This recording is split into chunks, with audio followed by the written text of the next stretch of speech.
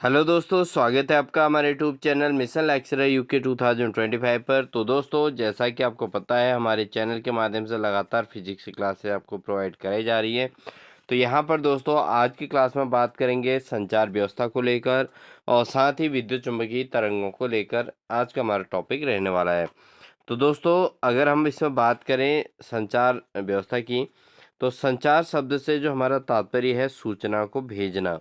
क्या होता है? सूचनाओं को भेजना और फिर उन्हें ग्रहण करना और इलेक्ट्रॉनिक उपकरणों द्वारा इसे विद्युत संकेतों में बदलना इसका मुख्य कार्य होता है। सूचनाओं का आदान प्रदान ही दोस्तों क्या कहलाता है? संचार व्यवस्था, जिसको इंग्लिश में बोलते हैं कम्युनिकेशन सिस्टम। ठीक है। तो इसमें मुख्यतः तीन चीजें होते हैं। एक तो संदेश को भेजने वाला, एक होता है ग्रहण करने वाला और एक होता है कि जो बीच में कम्युनिकेट करने का माध्यम हो। तो कम्युनिकेशन यानी कि संचार करने का जो माध्यम होता है दोस्तों, वो होते हैं आपके इलेक्ट्रॉनिक इंस्ट्रूमेंट्स। ठीक है। और सूचनाओं को भेजने का काम कौन करता है? प्रेषी उसको बोलते हैं। और जो ग्रहण करता है उसको बोलते हैं ग्राही। क्या बोलेंगे उसको? ग्राही कहते हैं दोस्तों। ठीक है। तो मेनली यहाँ पर संचार व्यवस्था की जो मूल इकाइयाँ हैं उस पर हम चर्चा करते हैं दोस्तों। तो यहाँ पर मेन जो एक संचार व्यवस्था मुख्य रूप से एक सूचना स्रोत यानी कि कम्युनिकेशन सोर्स और एक प्रेषक यानी कि कम्युनिकेटर और साथ ही दोस्तों एक चैनल और एक संग्राहक से मिलकर बनी होती है। ठीक है। तो एक तो सूचना स्रोत होना जरूरी है कि कहाँ से सूचना भेजी जा रही है। इसके अलावा प्रेषक होना जरूरी है यानी कि किसके द्वारा भेजी जा रही है। और साथ ही चैनल यानी कि किस माध्यम से भेजी जा रही है। और साथ ही उसको संग्राहक यानी कि उसको कम्युनिकेट करने वाला। तो ये सब मिलकर दोस्तों संचार व्यवस्था के अंतर्गत बेसिक कम्युनिकेशन सिस्टम के अंतर्गत आते हैं। अब यहाँ पर दोस्तों सूचना संकेत का उत्पादन कहाँ से हो रहा है? जैसे अगर आपने किसी को फ़ोन करना है दोस्तों, एग्जांपल के तौर पे, तो आप फ़ोन पे बात कर रहे हैं, तो आप क्या हैं? प्रेषक। ठीक है। और सूचना स्रोत के तौर पर आप कार्य कर रहे हैं। और बीच में जो मोबाइल है वो कम्युनिकेशन सिस्टम का कार्य कर रहा है। जो रडार सिस्टम है यानी कि जो आपके सिग्नल सोर्स लगे हुए हैं, जो आपके टावर्स लगे हैं दोस्तों, तो वो कम्युनिकेशन में हेल्प कर रहे हैं।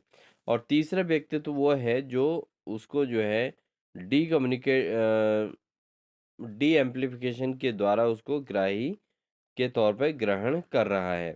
यानी कि अगर हम कहीं फ़ोन कॉल करते हैं, तो हम एक प्रेषक की तरह भूमिका निभाते हैं। मोबाइल हमारा कम्युनिकेशन लिंक की तरह कार्य करता है और जिसको संप्रेषण चैनल कहा जाता है।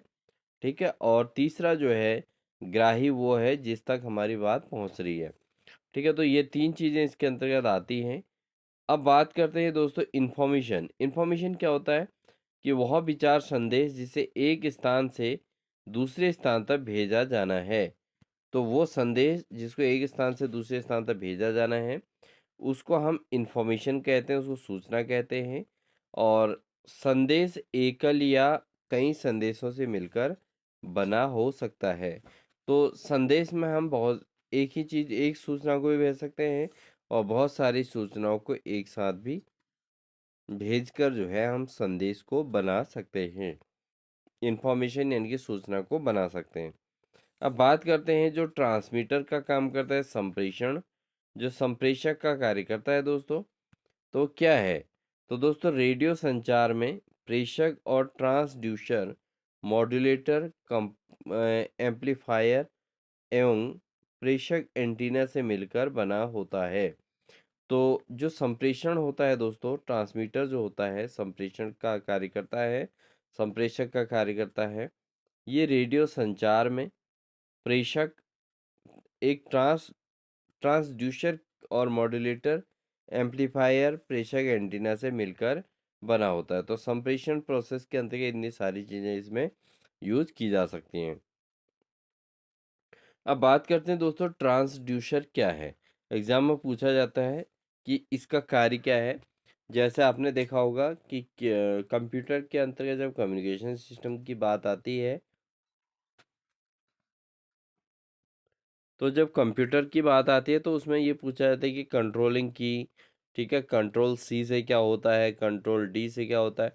तो ये जो है आपका इसी प्रकार जो है इसमें ट्रांसड्यूसर के भी कार्य हैं, मॉड्यूलेटर के कार्य हैं, एम्पलीफायर के कार्य हैं और एंटीना के कार्य होते हैं। तो ये एग्जाम में पूछे जाते हैं दोस्तों। तो ट्रांसड्यूसर क्या है? ध्वनि संकेतों को विद्युत संकेतों में परिवर्तित करता है। तो ट्रांसड्यूसर का कार्य क्या है कि ये जो साउंड इन्फॉर्मेशन है, साउंड जो संकेत हैं, ध्वनि संकेत हैं, उनको विद्युत संकेतों में परिवर्तित करने का कार्य करता है। ठीक है? तो ट्रांसड्यूसर का उपयोग आपको समझ में आ गया होगा कि ये जो हम ध्वनि यानी कि जो हम बोल रहे हैं, उसको किसमें कन्वर्ट कर रहा है? विद्युत संकेतों में कन्वर्ट कर रहा है। जैसे हमारे द्वारा चैनल पर कार्य किया जा रहा है, अध्यापन कार्य किया जा रहा है, तो मेरी ध्वनि को ये क्या कर रहा है दोस्तों? ट्रांसड्यूसर जो है विद्युत संकेतों में इसको परिवर्तित कर रहा है और ये एक विद्युत प्रोसेस के द्वारा जो है ये संकेतों को परिवर्तित करेगा और उसके बाद जब आप इस वीडियो को सुनेंगे, तो उस समय जो है ये फिर से इसको ध्वनि संकेतों में चेंज कर देगा। नेक्स्ट आता है दोस्तों मॉड्यूलेटर। तो मॉड्यूलेटर क्या है? विद्युत संकेतों को उच्च आवृत्ति की वाहक तरंगों पर अध्यारोपित करने का कार्य करता है। जो हाई फ्रीक्वेंसी होती हैं, जो वेव्स होती हैं हाई फ्रीक्वेंसी की, इस पर जो दोस्तों इसको अध्यारोपित करने का कार्य मॉड्यूलेटर का होता है। तो दो चीज़ आपको क्लियर हो गई होंगी। एक तो ट्रांसड्यूसर जो क्या कर देता है? ध्वनि संकेतों को विद्युत संकेतों में कन्वर्ट करता है, ट्रांसड्यूसर कहलाता है। मॉड्यूलेटर वह है जो विद्युत संकेतों को उच्च आवृत्ति की वाहक तरंगों पर अध्यारोपित करता है, यानी कि वाहक तरंगों के रूप में इनको जो है एक साथ अध्यारोपित करता है। थर्ड हमारा आता है दोस्तों एम्पलीफायर। तो देखिए यहाँ पे हम आपको चित्र के थ्रू भी आपको एक्सप्लेन करेंगे। तो यहाँ पर तीसरा आता है दोस्तों हमारे क्या आएगा? एम्पलीफायर आएगा। तो एम्पलीफायर का क्या कार्य है दोस्तों? ये मॉड्यूलेटेड संकेत को की शक्ति को बढ़ाता है, यानी कि जो एम्प्लीफिकेशन का कार्य करता है वो इसकी पावर को बढ़ाता है। जो मॉड्यूलेटेड संकेत हैं, जो इन्फॉर्मेशन भेजी गई हैं, तो ये जो है दोस्तों मॉड्यूलेटेड संकेत की शक्ति को बढ़ाता है एम्पलीफायर। तो इसको भी आप नोटिस कर लीजिएगा क्योंकि एग्जाम में ऐसे क्वेश्चन बहुत बार पूछे जा रहे हैं दोस्तों। तो मॉड्यूलेटेड शक्ति को संकेत की शक्ति को बढ़ाने का काम कौन कर रहा है? ये काम करता है दोस्तों एम्पलीफायर। नेक्स्ट हम बात करते हैं दोस्तों एंटीना। एंटीना क्या होता है दोस्तों? इसकी सहायता से हम क्या करते हैं? मॉड्यूलेट संकेत को आकाश में उत्सर्जित किया जाता है इसके द्वारा। ठीक है, तो जो मॉड्यूलेट संकेत है उसको क्या किया जाता है दोस्तों? आकाश में उत्सर्जित किया जाता है। तो इसकी सहायता से, एंटीना की सहायता से ही ये कार्य किया जाता है, जो मॉड्यूलेटेड संकेत को क्या कर देता है? आकाश में उत्सर्जित करने का कार्य करता है। तो ये चार जो इसके इम्पोर्टेंट पॉइंट हैं दोस्तों, इनको नोट कर लीजिएगा क्योंकि ट्रांसड्यूसर का क्या कार्य है? मॉड्यूलेटर। एग्जाम में पूछा जाएगा विद्युत संकेत को उच्च आवृत्ति के वाहक तरंगों में अध्यारोपित कौन करता है? तो ये इसमें आंसर आएगा और इसमें चार ऑप्शन दे देंगे: ट्रांसड्यूसर, मॉड्यूलेटर, एम्पलीफायर या एंटीना। तो इसका जो सही आंसर बनेगा वो मॉड्यूलेटर बनेगा, जो उच्च आवृत्ति के वाहक तरंगों पर अध्यारोपित करता है विद्युत संकेतों को। अगर आता है मॉड्यूलेटेड संकेत की शक्ति को बढ़ाने का कार्य कौन करता है? तो आपका आंसर हो जाएगा एम्पलीफायर। और अगर मॉड्यूलेटेड संकेत को आकाश में उत्सर्जित किया जाता है किसके द्वारा? तो आ जाएगा एंटीना। तो ये एंटीना का कार्य है संकेतों को आकाश में उत्सर्जित करने का। मॉड्यूलेटेड शक्ति की मॉड्यूलेटेड पावर जो बढ़ाने का काम है वो एम्पलीफायर का है। और मॉड्यूलेटर विद्युत संकेतों को उच्च आवृत्ति के वाहक तरंगों में अध्यारोपित करने का काम मॉड्यूलेटर का है। ट्रांसड्यूसर का काम केवल ध्वनि संकेतों को विद्युत संकेतों में बदलने का काम करना है। ठीक है दोस्तों, तो चार के चार कॉन्सेप्ट आपके क्लियर हो गए होंगे। अब हम इस चित्र के द्वारा इसको समझेंगे दोस्तों। कम्युनिकेशन को बहुत अच्छे से यहाँ से समझा जा सकता है। ये लगा है दोस्तों एक एंटीना। क्या लगा है? एक एंटीना लगा है और इसमें जो है यहाँ पर संकेत उत्पादन स्रोत। तो ये संकेत उत्पादन स्रोत है जहाँ से संकेतों को किसमें बदला जा रहा है? ये बदला जा रहा है दोस्तों मॉड्यूलेटर के द्वारा। मॉड्यूलेटर के द्वारा इन ध्वनि संकेतों को किसमें बदला जा रहा है?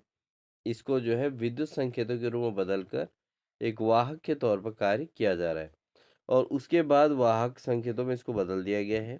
इसके बाद इसका काम है दोस्तों एम्प्लीफिकेशन। एम्प्लीफिकेशन में क्या होता है दोस्तों? पावर यानी कि उसकी शक्ति को बढ़ाना का काम करना है एम्प्लीफिकेशन में।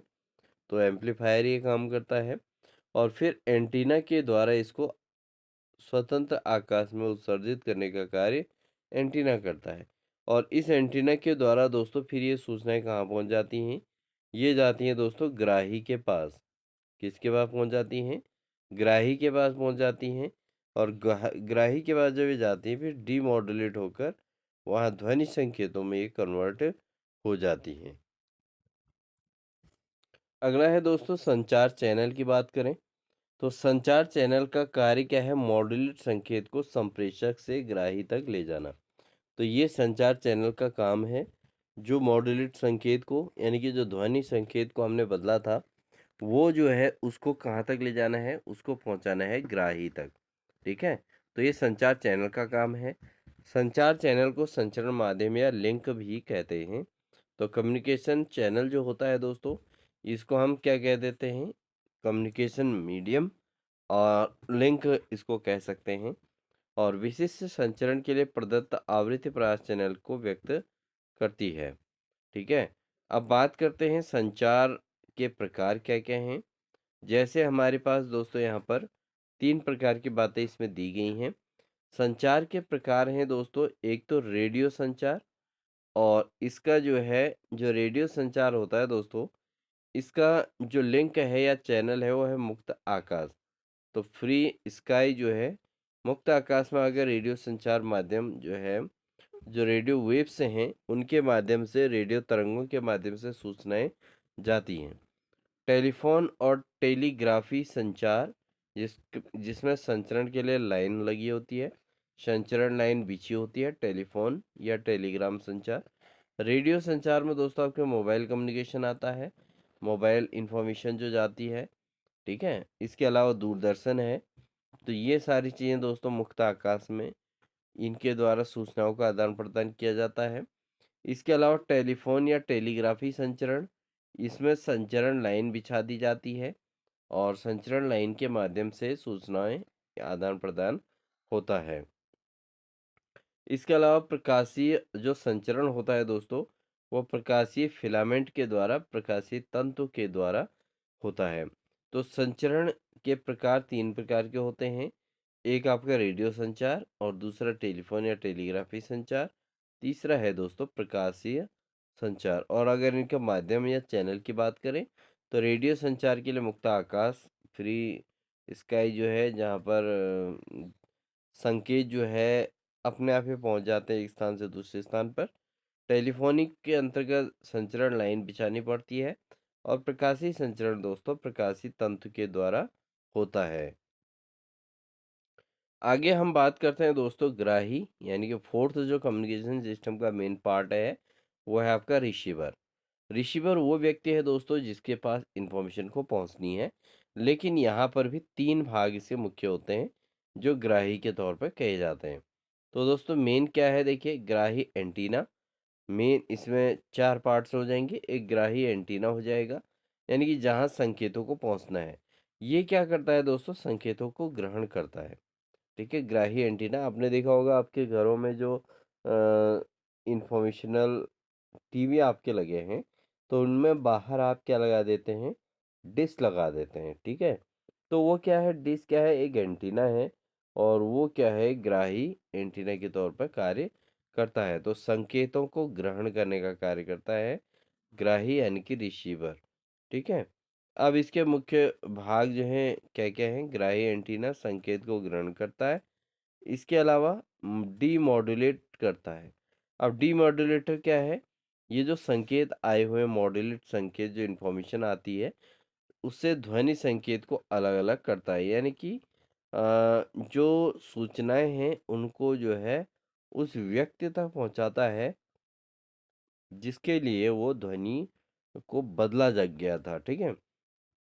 एग्जाम्पल के तौर पे अगर दिल्ली से आपको कोई कॉल कर रहा हो और आप उस फ़ोन को उत्तराखंड में उठा रहे हैं, पिक कर रहे हैं, तो इट मीन्स आपके पास वो डीमॉड्यूलेट होके आ रहा है। यानी कि वहाँ से पहले मॉड्यूलेट किया गया उसको और वो कम्युनिकेशन सिस्टम के द्वारा मॉड्यूलेट स्वतः ही हो जाता है। यानी कि आपका जो मोबाइल है वो खुद ही उसको मॉड्यूलेट करेगा और मॉड्यूलेट करके वो इन्फॉर्मेशन आपके पास इलेक्ट्रॉनिक तौर पर आएगी और फिर वो आपके मोबाइल तक जो है रेडियो तरंगों के रूप में मुक्त आकाश से होकर रेडियो तरंगों के रूप में आपके निकटस्थ टावर पाएगी और वहाँ से वो इन्फॉर्मेशन आपके मोबाइल में पहुँच जाएगी। और मोबाइल का काम क्या है दोस्तों, उसको डिमॉड्यूलेट करके उसको पुनः जो है संकेतों को ध्वनि के रूप में बदलने का काम करता है। इसके अलावा दोस्तों एम्पलीफायर। अब एम्पलीफायर क्या है दोस्तों, इसमें एम्पलीफायर का काम है दुर्बल ध्वनि संकेत को शक्ति प्रदान करना। तो यहाँ पर दोस्तों जो इन्फॉर्मेशन आती है वो दुर्बल ध्वनि संकेत अगर हों तो उनको जो है शक्ति प्रदान करने का काम कौन करता है, ये करता है एम्पलीफायर। आपने देखा होगा बहुत बड़े बड़े फंक्शन जब होते हैं तो उसमें डायरेक्ट आप म्यूजिक नहीं लगा सकते हैं, उसमें आपको एम्पलीफायर जो है लगाना पड़ता है। नेक्स्ट आता है दोस्तों ट्रांसड्यूसर। ट्रांसड्यूसर का क्या कार्य है, पुनः ध्वनि संकेत को विद्युत रूप से ध्वनि तरंगों में रूपांतरित करना। तो ट्रांसड्यूसर का कार्य दोस्तों क्या है, ये ध्वनि संकेतों को फिर से ध्वनि के रूप में चेंज करके ध्वनि तरंगों के रूप में रूपांतरित करता है और वही ध्वनियाँ जो है व्यक्ति की आंख में पहुंच जाती है, कान में पहुंच जाती हैं, ठीक है, जिससे व्यक्ति को बातें सुनाई देती हैं। ठीक है दोस्तों, तो ये होता है टोटल प्रोसेस। अब देखिए इसमें एंटीना ने क्या किया, ये ग्राही एंटीना है दोस्तों, क्या है, ग्राही एंटीना है। इससे पहले हमने जो पढ़ा था वो संप्रेषक एंटीना देखा था और यहाँ पर जो है सूचनाएं मॉड्यूलेट हुई थी और एम्पलीफायर ने उसकी शक्ति को बढ़ाकर कहाँ पहुँचा दिया था, एंटीना में सूचनाओं को पहुँचा दिया था। और एंटीना के लिए मुक्त आकाश में सूचनाएं गई और प्रेषी जो संप्रेषक यानी कि प्रेषी जो एंटीना है वहां तक ये सूचना गई। अब उसके बाद अब बात करते हैं ग्राही एंटीना पर। तो ग्राही एंटीना का क्या काम है दोस्तों, ये सूचनाओं को पहले तो रिसीव करता है और उसके बाद फिर ये डीमॉड्यूलेट करता है इंफॉर्मेशन को और एम्पलीफायर उसके ध्वनि की तीव्रता को बढ़ाता है, शक्ति को बढ़ाता है। और उसके बाद ट्रांसड्यूसर का काम क्या है कि इसको फिर से ध्वनि संकेतों में बदलकर ग्राही तक पहुंचा देना। ठीक है, तो ये इसका पूरा कम्युनिकेशन सिस्टम का पूरा हिसाब किताब आपके समझ में आ गया होगा। अब बात करते हैं दोस्तों संचार तंत्रों को सूचना की प्रकृति और संचरण की विद्या या विधा और संचरण चैनल के प्रकार के आधार पर वर्गीकरण किस प्रकार से कर सकते हैं। तो अगर हम कम्युनिकेशन प्रोसेस को समझें और सूचना की प्रकृति को समझें, कम्युनिकेशन की नेचर को समझें और संचरण के जो विधा है यानी कि किस तरीके से जो है कम्युनिकेशन किया जा सकता है और संचरण चैनल के जो टाइप से होते हैं उनके आधार पर अगर हम देखें तो इनको अलग-अलग वर्गीकृत किया जा सकता है दोस्तों, ठीक है। तो फर्स्ट है सूचना स्रोत की प्रकृति के आधार पर, तो nature of the communication source, ठीक है। तो इसके आधार पर क्या-क्या हम इसको भागों में बांट सकते हैं। तो पहला है वॉक संप्रेषण, यानी कि जो रेडियो है दोस्तों ये एक वॉक संप्रेषण है, यानी कि जो बोल सकता है केवल, जिसमें विजुअलिटी नहीं हो सकती, ठीक है, जिसमें केवल बोला जा सकता है, बोलने और सुनने का काम हो सकता है, ठीक है। तो उसमें आपकी ध्वनि जाएगी और ध्वनि को ही व्यक्ति सुन पाएंगे, तो इसको बोलते हैं रेडियो वेव्स, ठीक है। रेडियो तरीका है वॉक संप्रेषण। सेकंड है दोस्तों चित्र संप्रेषण यानी कि टीवी। तो दोस्तों अगर चित्रों का भी यहाँ पर जो है संप्रेषण किया जाए तो ऐसी स्थिति में इसको चित्र संप्रेषण कहा जाता है। और टीवी के अंतर्गत दोस्तों क्या होता है, ध्वनि और चित्र दोनों चीज़ें आती हैं। वॉक संप्रेषण में केवल रेडियो काम करेगा क्योंकि ये रेडियो एफसी के तौर पे साउंड ही इसमें जो है आएगी, और चित्र संप्रेषण में टीवी जो है इसका मेन रोल प्ले करता है। अगला है प्रतिचित्र संप्रेषण, जिसको फैक्स कहते हैं। तो इसके द्वारा किसी स्थिर महत्वपूर्ण कागजातों या चित्रों का पुनरुत्पादन किया जा सकता है। तो जो हम फैक्स भेजते हैं दोस्तों इधर-उधर, तो वो क्या होते हैं, वो कागज़ात होते हैं, और उनको जो है एक जगह से दूसरी जगह आदान-प्रदान फैक्स के माध्यम से किया जाता है। तो ये भी एक कम्युनिकेशन का माध्यम है। फैक्स जिसको बोलते हैं, वो भी कम्युनिकेशन का माध्यम कहलाता है। सेकंड हम बात करते हैं दोस्तों संप्रेषण की प्रणाली के आधार पर। तो कम्युनिकेशन के जो सिस्टम है उसके आधार पर अगर हम चर्चा करें, तो सबसे पहला आता है अनुरूप संचार। तो इस संचार व्यवस्था में अनुरूप संकेतों यानी कि जिन्हें एनालॉग सिग्नल्स होते हैं, इसका उपयोग किया जाता है दोस्तों। ठीक है, एनालॉग सिग्नल का उपयोग किया जाता है। अब बात करते हैं दोस्तों संचार तंत्र के कुछ अनुरूप संकेत क्या क्या हैं। तो दोस्तों सबसे पहले बात करते हैं तंत्र, जैसे टेलीग्राफी है। तो टेलीग्राफी में क्या होता है कि संदेश को एक निश्चित कोड के रूप में भेजा जाता है, टेलीग्राफी के अंतर्गत। तो निश्चित कोडिंग कर दी जाती है संदेश को, और उसमें जो है एक निश्चित कोड के रूप में इसको भेजा जाता है। तो टेलीग्राफी के अंतर्गत ये चीज़ पॉसिबल होती है। अब अगर बात करें दोस्तों टेलीविज़न ब्रॉडकास्ट के अंतर्गत, तो टेलीविज़न ब्रॉडकास्ट में क्या होता है कि दोनों ध्वनि एवं चित्रों को भेजा जाता है। यानी कि इसमें क्या होता है कि साउंड सिस्टम हो गया और डायग्राम जो है एक साथ जा सकते हैं। तो दोनों चीज़ें एक साथ होती है, मतलब चित्र भी जाएँगे और साथ ही दोस्तों ध्वनि भी जाएगी। तो इसको टेलीविज़न ब्रॉडकास्ट कहा जाता है। इसको आप समझ सकते हैं, ठीक है? जो नॉर्मली आप न्यूज़ अपने टेलीविज़न में देखते हैं, कि आपके पास ध्वनि भी आती है, साउंड भी आती है और साथ में चित्र भी आते हैं बढ़िया से। अगला आता है दोस्तों टेलीफ़ोन। तो टेलीफ़ोन इसके द्वारा आवाज़ संकेत को क्या किया जाता है कि एक स्थान से दूसरे स्थान तक एक तार की सहायता से भेजा जाता है। तो संचार लाइन बिछाई जाती है इसमें, टेलीफ़ोन में, और इसमें क्या होता है आवाज़ संकेत को किसमें बदला जाता है, इलेक्ट्रॉनिक संकेत में बदला जाता है, फिर डीमॉड्यूलेशन के द्वारा फिर से ध्वनि संदेश के रूप में इसको कन्वर्ट किया जाता है। बात करते हैं रेडार प्रणाली के अंतर्गत दोस्तों। रेडार प्रणाली में क्या होता है, रेडियो संसूचन और सर्वेक्षण का कार्य किया जाता है, और इसकी सहायता से सूक्ष्म तरंगों का उपयोग करके किसी वस्तु की दूरी एवं दिशा ज्ञात की जाती है। तो ये रेडार सिस्टम के द्वारा पॉसिबल होता है। इसमें रेडियो जो सूचनाएं हैं और जो सर्वेक्षण किया जाता है, इसकी सहायता से क्या किया जाता है, इसकी सहायता से माइक्रोवेव्स जो होती हैं, उनका उपयोग करके किसी वस्तु की दूरी और दिशा ज्ञात की जाती है। तो ये रेडार प्रणाली के अंतर्गत होता है। इसके अलावा टेली प्रिंटिंग अगर हम बात करें, तो टेली प्रिंटिंग आज के समय में बहुत ज़्यादा इम्पोर्टेंट बन गया है। तो संकेत को टाइप करके दूर स्थित ग्राही को टेलीग्राफ कर सकते हैं। क्या कर सकते हैं, संदेश को टाइप करके, और किसी व्यक्ति को जो है किया जा सकता है दोस्तों, टेलीग्राफी किया जा सकता है, यानी कि सूचनाएं भेजी जा सकती हैं। जैसे आपका व्हाट्सएप माध्यम है आज के समय में, ये बहुत बड़ा संचार का माध्यम बना हुआ है, कि इसमें जो है आप व्हाट्सएप के माध्यम से मैसेजिंग टाइप करके पूरे इन्फॉर्मेशन को जो भी हो उसको आप भेज सकते हैं, ठीक है। अब बात करेंगे दोस्तों अंकीय संचार के आधार पर। तो इसमें अंकीय संकेतों का उपयोग किया जाता है अंकीय संचार में, न्यूमेरिक कम्युनिकेशन ये इसको कहते हैं, और ये डिजिटल संकेत होते हैं दोस्तों, ठीक है। तो अंकी जो है 0 1 से लेके 9 तक के अंकों के द्वारा किसी भी इंफॉर्मेशन को आदान प्रदान किया जाता है। मेनली अगर कंप्यूटर में बात करें दोस्तों, 0 और 1 का मेन यूज़ किया जाता है, जो बाइनरी नंबर्स के तौर पे यूज होते हैं। तो यहाँ पर दोस्तों अंकीय संचार के अंतर्गत आता है प्रतिचित्रण।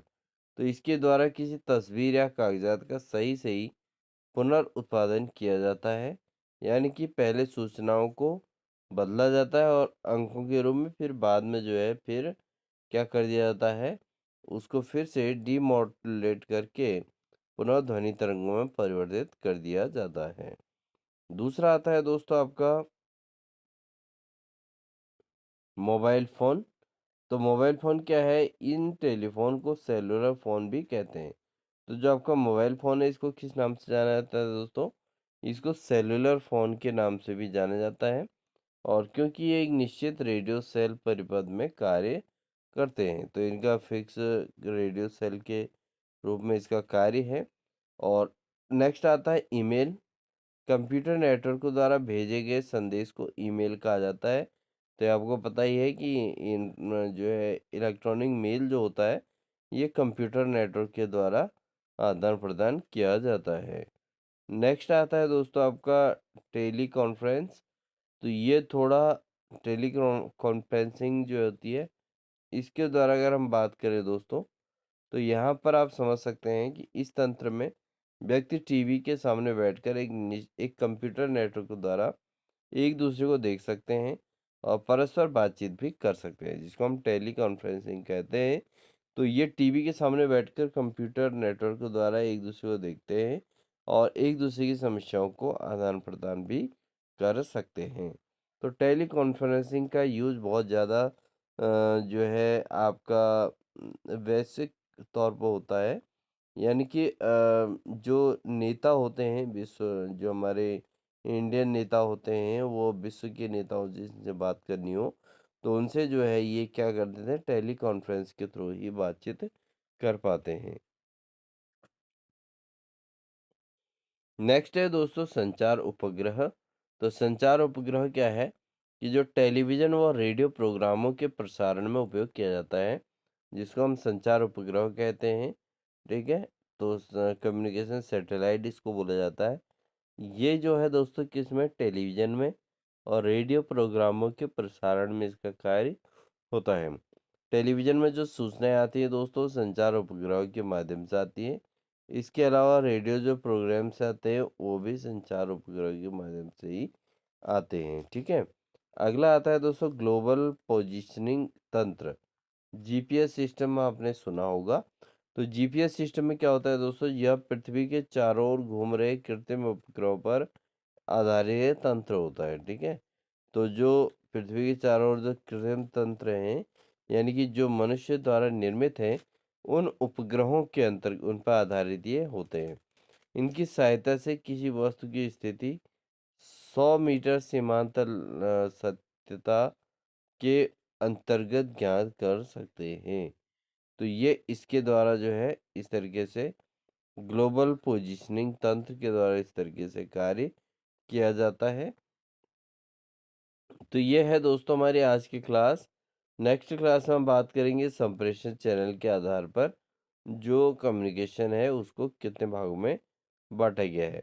लेकिन आज की क्लास में हमने स्टडी किया कि संप्रेषण है क्या और संचार में इसका क्या उपयोग है, और साथ ही हमने प्रेषक कम्युनिकेशन सिस्टम और ग्राही को अध्ययन किया। आई होप आपको हमारी क्लास अच्छी लगी होगी। क्लास अच्छी लगी है और इसी प्रकार के आपको मॉरल क्लास फिजिक्स की चाहिए और आपको बड़ी क्लास भी अगर चाहिए तो आप कमेंट सेक्शन में ज़रूर लिख दीजिएगा। वीडियो आपको अच्छी लगी तो वीडियो को लाइक कर दीजिएगा। साथ ही चैनल पर नए हैं तो चैनल को सब्सक्राइब कर लीजिएगा, क्योंकि आपके लाइक और सब्सक्रिप्शन से हमको मोटिवेशन मिलता है। तो बने रहे लगातार क्लास में। तब तक के लिए दोस्तों अपना ध्यान रखिए। Wish you all the best.